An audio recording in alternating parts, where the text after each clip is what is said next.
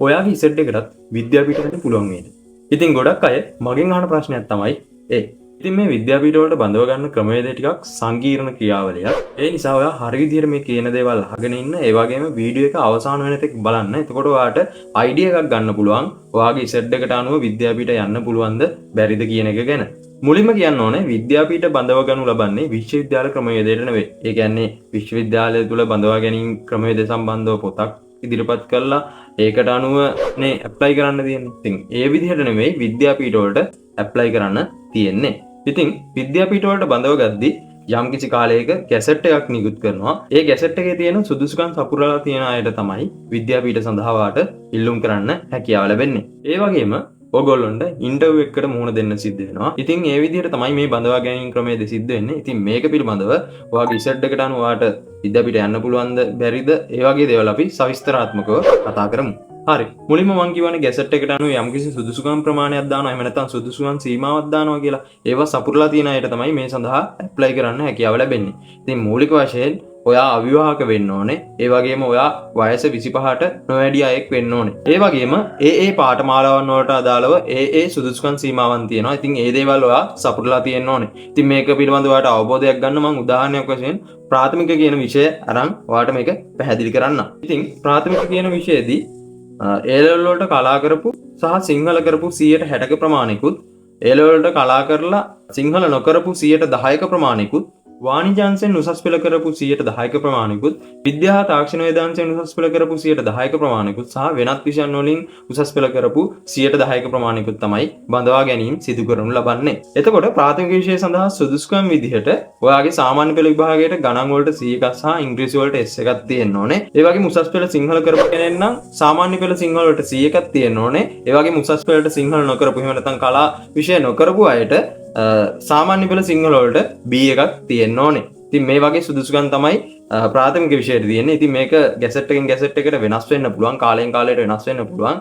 දැනට නිකුත් වෙලා තියෙන ගැසට් වලට අනුව තියෙන සුදුසුකම් මෙන්න මේක තමයි. ඒ වගේම එකිනෙක පාඨමාලාව වලට අවශ්‍ය සුදුසුකම් වෙනස් වෙනවා. ඉතින් ඔයා විද්‍යාපීඨ වලට ඇප්ලයි කරද්දී ඒ ගැසට් එකේ තියෙන සුදුසුකම් ඔයා සපුරලා තියෙනවා නම් පමණක් ඒ පාඨමාලාවන් වලට ඇප්ලයි කරන්න. ඉතින් ඔයා ඒ පාඨමාලාවන් වලට ඉල්ලා තියෙන සුදුසුකම් සපුරලා නැත්නම් ඔයාගේ ඉසෙට් අගය 1.4ක් එහෙම නැත්නම් 1.3ක් 1.5ක් වගේ ප්‍රමාණයක් තිබ්බත් ඔයාට විද්‍යාපීඨ වලට සුදුසුකම් ලබන්න හැකියාව ලැබෙන්නේ නැහැ. ඒ වගේම විද්‍යාපීඨ වලට බඳව ගන්න බලපාන ඊළඟ සාධකය තමයි ඔයාගේ දිස්ත්‍රික්කයේ සහ දිස්ත්‍රික්කයේ පවතින පුරපාඩු සංඛ්‍යාව. අපි හිතමු ඔයාගේ දිස්ත්‍රික්කය මහනුවර කියලා. එතකොට මහනුවර ප්‍රාථමික විෂයට පුරපාඩු 40ක් තියෙනවා. එතකොට මේ විෂය සඳහා බඳවා ගැනීම සිදු කරනු ලබන්නේ ඒ විෂය සඳහා අවශ්‍ය සුදුසුකම් සපුරලා තියෙන වැඩිම ඉසෙට් අගයේ තියෙන 40 දෙනා. හැබැයි මේක මේ විදිහට තමයි සිද්ධ වෙන්නේ. මම අර කලින් කියපු විදිහට විද්‍යාපීඨ වලට බඳවා ගැනීම සිදු කරද්දී සම්මුඛ පරීක්ෂණ සිද්ධ වෙනවා. ඉතින් මේ සම්මුඛ පරීක්ෂණ වලට කැඳවීමේ ක්‍රමවේදයක් තියෙනවා. ඉතින් අපි කලින් සඳහන් කරන්නේ මහනුවර දිස්ත්‍රික්කය සඳහා පුරපාඩු 40ක් තිබ්බොත් මෙන්න මේ සම්මුඛ පරීක්ෂණ සඳහා ඇප්ලිකේෂන් ඉදිරිපත් කරලා තියෙන සුදුසුකම් සපුරලා තියෙන අයගේ වැඩිම ඉසෙට් තියෙන 120ක්. ඒ කියන්නේ 40ක් පුරපාඩු තියෙනවා නම් 3 ගණයක් සම්මුඛ පරීක්ෂණය සඳහා කැඳවෙනවා. එතකොට මේ සම්මුඛ පරීක්ෂණය සමත් වෙන අයගෙන් වැඩිම ඉසෙට් තියෙන 40ක් තමයි මේ සඳහා තෝරා ගන්නු ලබන්නේ. ඉතින් විශ්වවිද්‍යාලවල වගේ අර කලින් කට් ඔෆ් මාක් එකක් බලලා අපිට තීරණය කරන්න බෑ මට විද්‍යාපීඨ යන්න පුළුවන්ද බැරි වෙයිද කියන එක.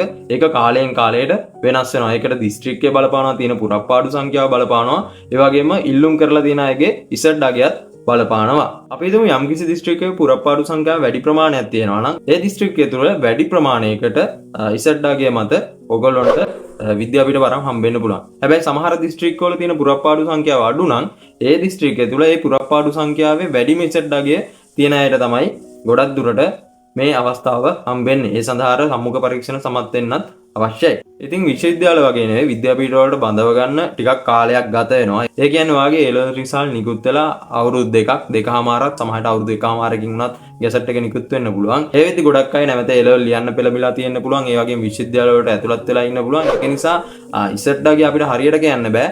ඔයාගේ ඉසෙට් අගය යම්කිසි ප්‍රමාණයක තියෙනවා නම් ඔයා විද්‍යාපීඨ සඳහා අයදුම් කරලා බලන්න. ඉතින් මේ හේතු නිසා අඩු ඉසෙට් අගයක් තියෙන අයට නම් සම්මුඛ පරීක්ෂණ සඳහා කැඳවීම සිදු කරනු ලබන්න පුළුවන් අර මම කලින් කියපු හේතු සාධක නිසා. ඒ වගේම ඉස්සරහට මම විද්‍යාපීඨ ගැන සම්පූර්ණ විස්තරයක් සහිත වීඩියෝ එකක් YouTube එකේ සඳහා අප්ලෝඩ් කරන්නම්. ඒක නිසා දිගටම channel එකත් එක්ක රැඳිලා ඉන්න. ඉතින් මේ ආකාරයට තමයි විද්‍යාපීඨ සඳහා බඳවා ගැනීම සිදු කරනු ලබන්නේ. මම හිතනවා ඔයාලට මේ පිළිබඳව අවබෝධයක් ලැබෙන්නේ නැති කියලා. ඒක නිසා අපිට නිශ්චිත ඉසට් එකක් කියන්න බෑ, නිශ්චිත රිසල්ට් එකක් කියන්න බෑ. මෙන්න මේකට තමයි බඳවා ගැනීම සිදු කරනු ලබන්නේ කියලා.